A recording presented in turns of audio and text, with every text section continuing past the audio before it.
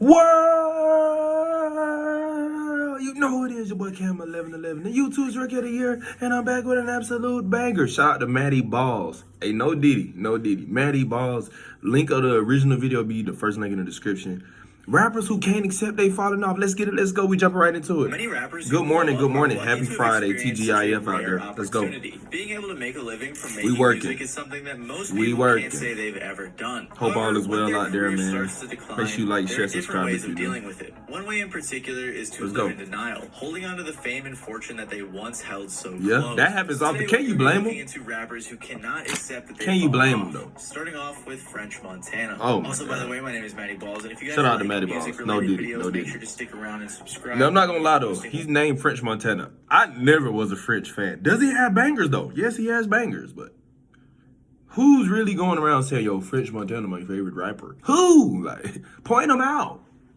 Like, who's saying that? You dig what I'm saying? So I don't know. Every week this year. I don't know, man. It's top of the morning, man. It's early as hell, y'all. So, y'all can see that. Stick around. Now let's get into allergies is still going through the roof. So, you know, bear with me. French Montana went from having multiple hits in the mid-2010s to faking streams and desperately clinging on to fame by the end of the decade. Damn. Not too deep into French Montana's come up since he's been in the game for a very long time. He's released a ton of mixtapes, a handful of albums, and tons of huge singles over the span of his career. Is that what I was saying? With songs like Pop That, Lockjaw, No Stylist, and of course his biggest song Unforgettable. Ever, Unforgettable. The fucking banger. One thing that was always notable about all of French Montana's big songs was the features. Most people were really tuning into Unforgettable or No Stylist to hear French. They wanted to hear Sway Lee and Drake. But this is something that French Montana didn't seem to realize until his numbers started going down. His place in hip-hop is made most obvious when you think about that picture Diddy posted on Instagram with Jay-Z, Nas, and Kendrick, with French Montana photoshopped out. Didn't even crop him out. He went through the effort of photoshopping French Montana out so he could say,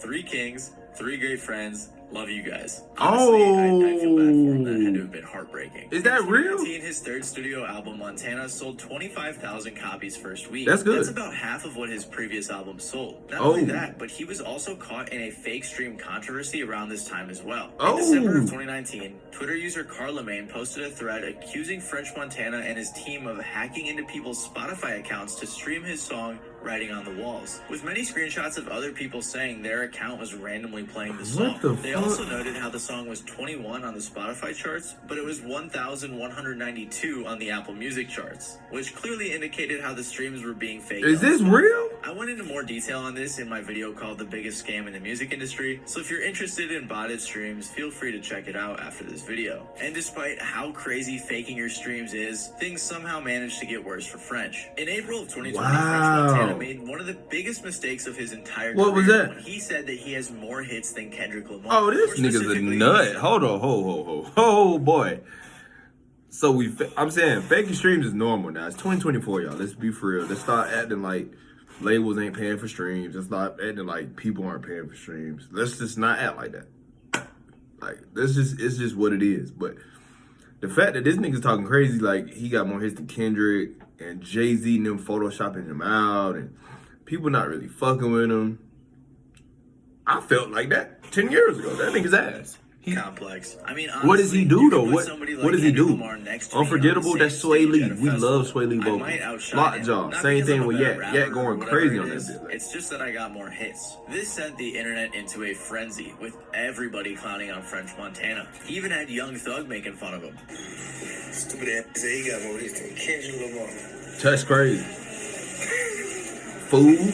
Everybody on the internet collectively agreed that both statistically speaking and musically speaking, Kendrick Lamar is better. Not only have you never had a number 1 hit, Kendrick has had 8 laying in the top 10, while you've only had 2. Still an accomplishment, but it's nowhere near enough for you to be like, oh, I got more hits than Kendrick Lamar. Yeah, where did that come from? Beginning of the end for why did he say it?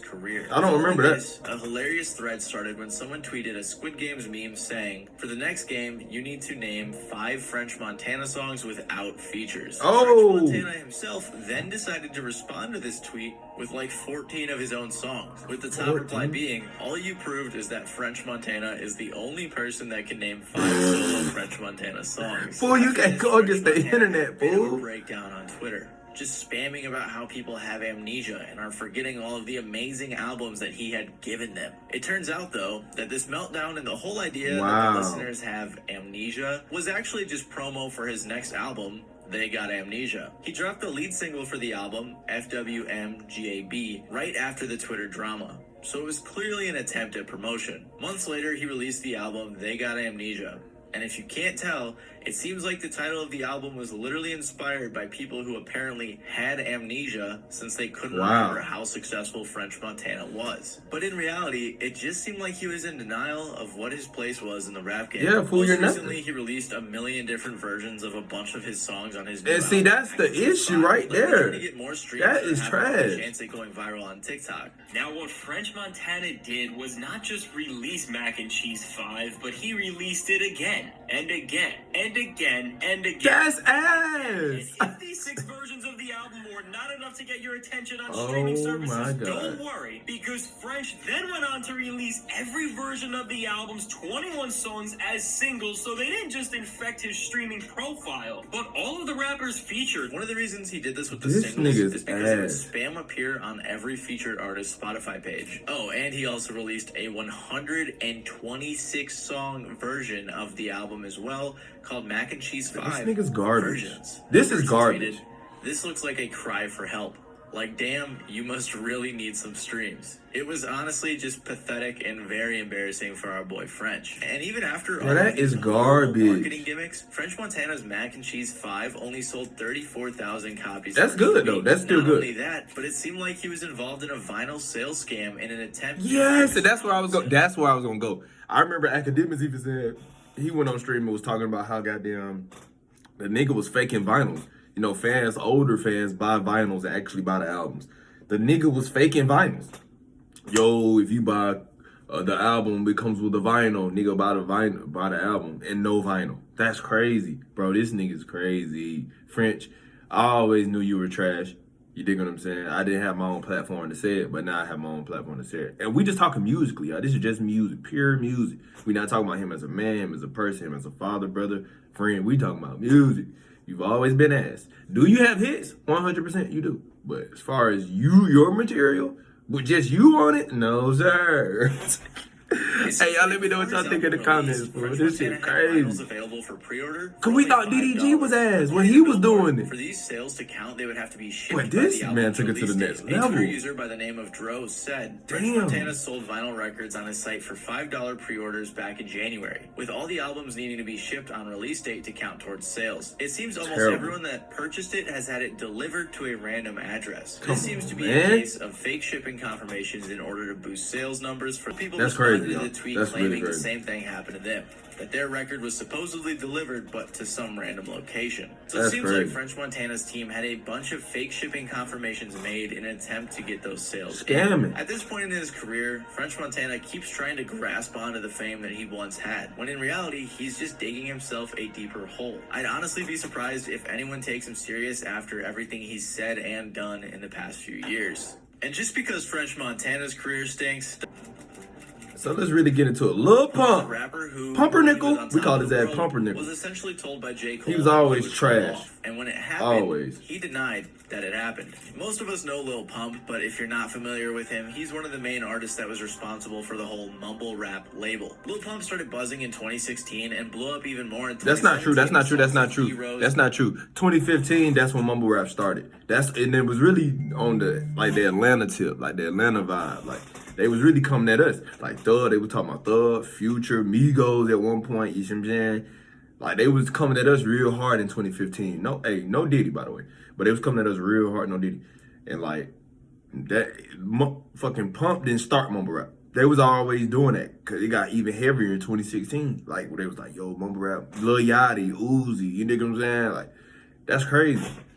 Boss. Shit ain't His mumble songs rap, can be fool. characterized by The their shit was lack hard, of though. lyricism Shout out and 2016. repeating of lyrics, like the chorus on D-Rose. Then later in 2017, he released the song Gucci Gang, which absolutely blew up, peaking at number 3 on the Billboard. I don't even know 100 and why. eventually going platinum. After that, he released his debut self-titled album with features from artists like Lil Yachty, Chief Keef, Gucci Mane, and more. These Shout out to songs the were label. fun, but the lack of lyrical content was something that many people thought wouldn't last. including J. Cole himself. See, J. Cole and Lil Pump had a little bit of a beef, although it was more so playful. Lil Pump started it all by saying F J. Cole, likely just to piss people off and get more attention. And it worked, as many old heads were mad and the young kids loved it. Yeah, fuck J. Cole. Yeah, fuck J. Cole. Nigga, fuck J. Cole. Nigga, fuck J. Cole. You was a bitch ass nigga. You was an ugly ass nigga. You was a bitch ass nigga. Oh my god, this is trash. This was a trend for a while, but J. Cole never responded, at least directly. However, after releasing his album KOD in April of 2018, people noticed that the song 1985 seemed to have something to do with Lil Pump. In the song, he says, "All these people poppin' now is young. Everybody say the music they make is dumb. You gotta give a boy a chance to grow some." He continues, "I heard one of them diss me. I'm surprised. I ain't trippin'. Listen good to my reply. Come here, little man. Let me talk with you. See if I can paint for you the larger picture." By this point, it's clear that J. Cole is talking about Lil Pump, but decides to take an empathetic approach since Pump was only 18 at the time. Cole congratulates him on all of his success and even tells him to never quit touring because that's where most of the money comes from. Yeah, that's Then true. Cole says, "You could have bought a crib with all that bread you done blew. I know you think this type of revenue is never ending, but I want to take a minute just to tell you that it ain't true. One day, them kids that's listening gonna grow up and get too old for that shit that made you blow up. Now your show's looking light because they don't show up,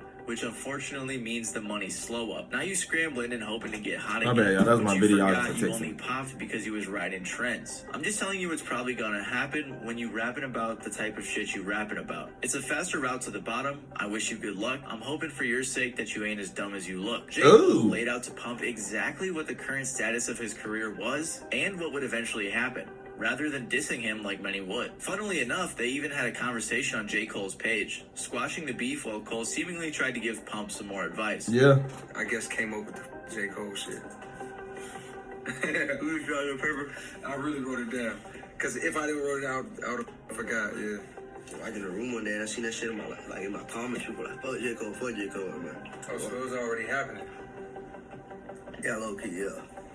That's cap. But Lil Pump did not heed J. Cole's warning. Slowly but surely, with pretty much every release after 2018, his numbers started going down. People were tuning in expecting something different from Pump, but he wasn't giving it to them. It was the same gimmick and cookie cutter formula on every song and every album. And by the end of 2020, he was in the exact same position that J. Cole predicted. He even appeared at a Trump rally in 2020, seemingly grasping at straws for attention, as he did literally say F Donald Trump a few years prior.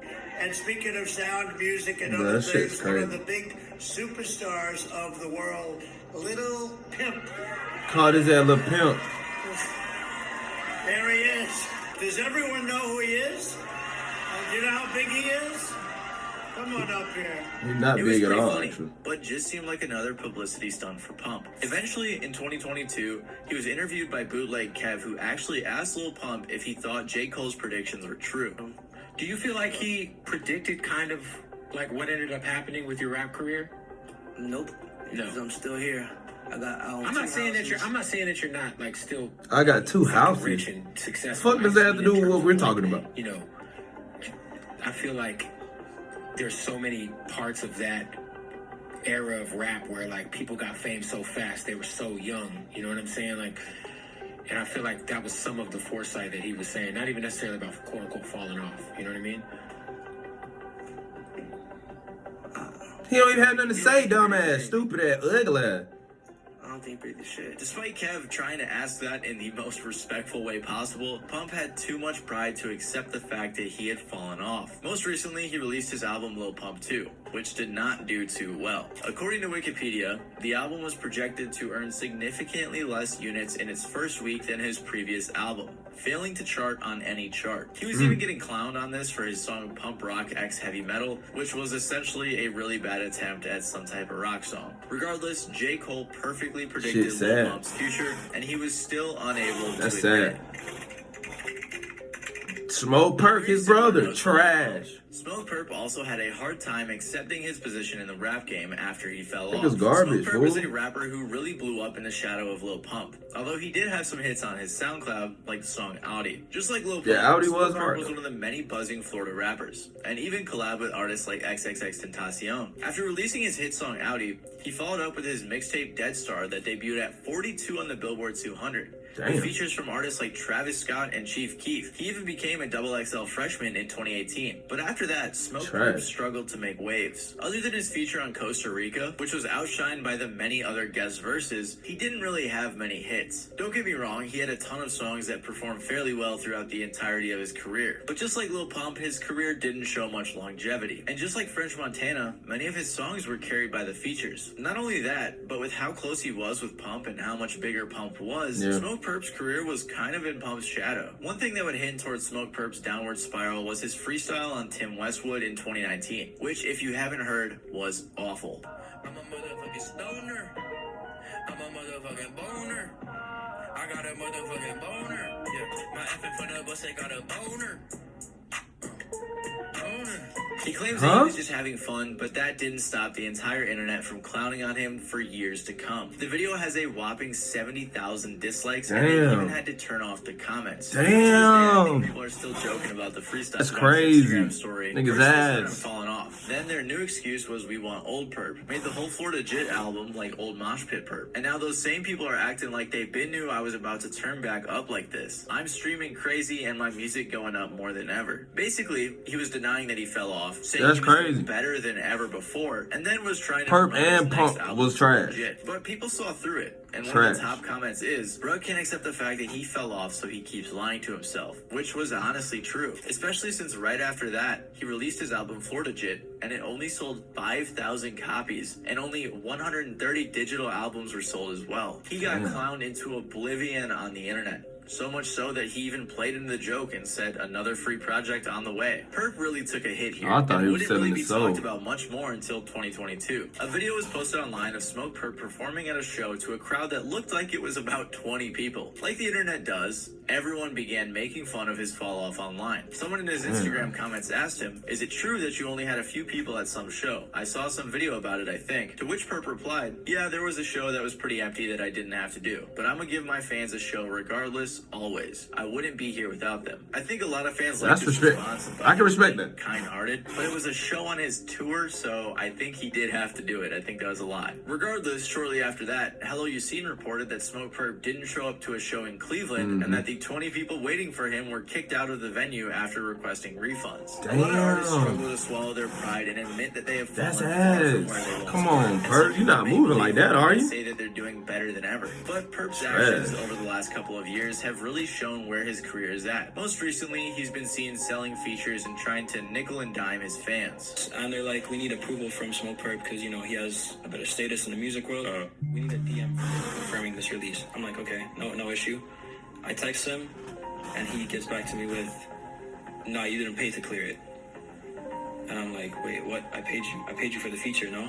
He's like, "Yeah, but you didn't pay for clearance. You paid me for the feature." So I'm like, "I paid you for a song I can't release. What do you mean? Like, why would I?" Oh, that's the great finesse in music. That's the great finesse. Song was $10K, but that he would settle for $500, which is a telltale sign that Purpp desperately needed some money. Right as I'm about to press send, he unsends the confirmation message and everything else about crypto. And I actually screen recorded it because I saw the unsend messages coming up, so I started screen recording it. I'll send this to you, bro. So basically, Purpp was trying to scam this guy, which really shows how far his career has fallen. Not only that, but him and Pump have both been trying to make a comeback recently. And they were actually making TikTok skits in an attempt to promote their latest song, Tesla. And that's always been viewed as a bit of a corny way to promote a song, so it's strange seeing artists that used to be insanely huge doing that on TikTok. And a while ago, he even posted a snippet of him heavily biting yeet, which people were really upset about.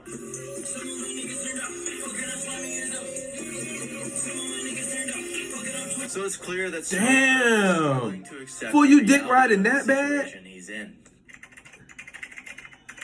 Oh, not YBN Nahmir is an artist Nahmir. I've covered multiple times on this channel, but recently he's had a bit of a meltdown that I believe needs an update. Like I said, I've covered Yeah, I Nahmir think he's before, so if you want gangbanging more now. in Some more detail shit. and I breakdown saw. of his whole career, feel That free nigga's to check trash. out this video on him after this one. Nahmir even said he liked it. But basically, Nahmir blew up with songs like Rubbing Off the Paint and was fairly successful for a handful of years. He helped put on artists like Almighty J and Corday, who in particular would go on to be much more successful than Nahmir himself, especially since fans liked his lyrical abilities. But as as Corday rose, Nahmir began to fall in the shadows of his friend. Couple that with cringy songs like Soul Train and just overall bad Soul music, Train's one of the worst songs Nahmir began ever. falling off hard. Because of this, Nahmir started doing a lot of goofy things that led the entire internet to lose any respect they had left for him. He even had his own L compilation. Other than songs like Apostapa with 21 Savage going viral on TikTok in 2021, Nahmir hadn't seen much success since like 2018. He did briefly sign with Def Jam, but after releasing his album Faster Car Music, it's likely he was dropped since it didn't perform so well. By 2022, it was pretty well established that YBN Nahmir had fallen off, but even then, he was denying it. He said, "People constantly saying I fell off. Whole time I just be chilling and staying to myself. I've been viral my whole life. This stuff cool, but it's really whatever. They would never really understand." But that was not the last time that Nahmir would deny falling off, because he went on another huge rant after a recent beef with Aiden Ross. About a month ago, Aiden Ross offered Nahmir $20K to box in an event he was hosting, but Nahmir asked for $100K. Aiden responded on stream saying that Nahmir was not worth $100K. I wouldn't give him $100. How he not only would have made $20K, but that he would have also gotten a ton of free promo, and maybe it would have helped to revive his career. Following that, they went back and forth for a little bit. Same nigga that just paid $2 million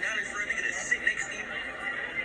Don't mention me if some bullshit. I don't give a fuck about no free promo, no dick holding shit, because I'm not that type of nigga. I got it. Nahmir, you're not worth $100,000. You fell off. You suck at music. You failed your music career. That's true. Nahmir decided to respond to this on Twitter by showing off all of his platinum and gold plaques, with the caption "one-hit wonder" with a yawning emoji. But the issue was, no one was calling him a one-hit wonder. Nobody was. Nobody ever said that. We just said you fell off. Google net worth, which is supposedly $4 million. However, those are notoriously unreliable. The top comment on this post is literally, "YBN Nahmir is the first person to claim his Google net worth," which is true because these are super inaccurate. That's true. And there was also a bunch of Instagram posts that I can't find anymore because he deleted them, but basically he was posting all these like unreleased songs and playing them out of his notes app with tons of big features and big names, and he was basically trying to show off that he still has hit-making potential. So clearly Nahmir has denied falling off and decided to flex his money and his accolades. But just like with SmokePurpp, his real situation is revealed by his actions. At the beginning of this month, he was caught charging fans $3 to DM him, and then tweeted about it defending himself. Even more recently, he posted to his story, "Lock in with CEO YBN Nahmir. Starts with a feature but could easily go to roll with me to all my shows, interviews, premieres, and real studio sessions. A young man will..." We know what's so crazy about this shit, y'all? The nigga be so down bad, so low that they just do anything for money and clicks. Charging fans $2-3 to DM you, bro, that's insane, fool.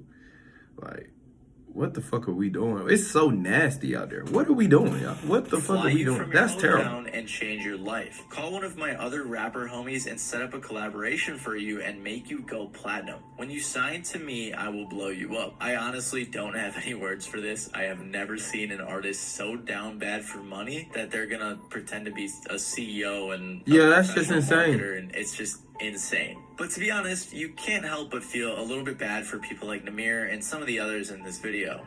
I swear to God, I check comments. I'm not the type of person that just, oh yeah, I'm not gonna check my YouTube comments or Instagram. I check all that shit, and I'm like, damn, y'all really saying this? Y'all was just on my motherfucking side. I'll be like, damn, I be feeling hurt in the motherfucking house. I mean, imagine the entire internet clowning on you for years, making fun of all of your failures. You already got to deal with the financial issues and knowing that your career is over. And now you have a bunch of people online pointing it out to you and reminding you of it. And I would tell you guys to be nicer to these artists. Yeah, what's so crazy is, y'all, as we wrap this video up, can you blame them though?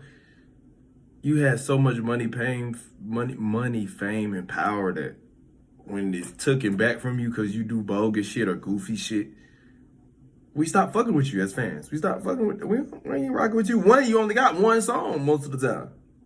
Most of you guys have one song outside of French and Nahmir. They have one song, then they just disappear.